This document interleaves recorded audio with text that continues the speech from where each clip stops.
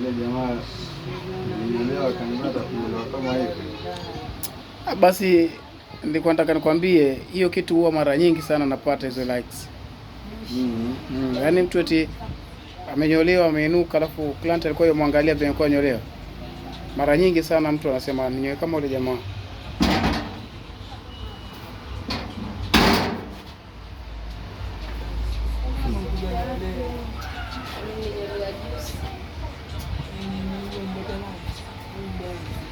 Maje.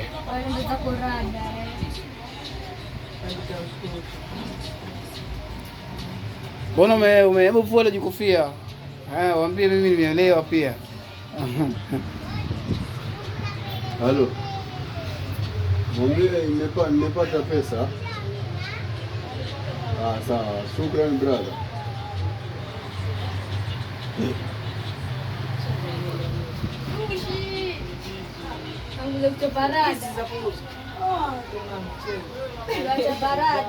Saro. Nikuongeza pesa ngapi pia? Nakumbuka umenilipa na M-Pesa sasa ile. Ile ilikuwa ni 60, ni bango. Mbona ufiki? Mbona ufiki mimi nakusubiri? Mbona ufiki nakusubiri?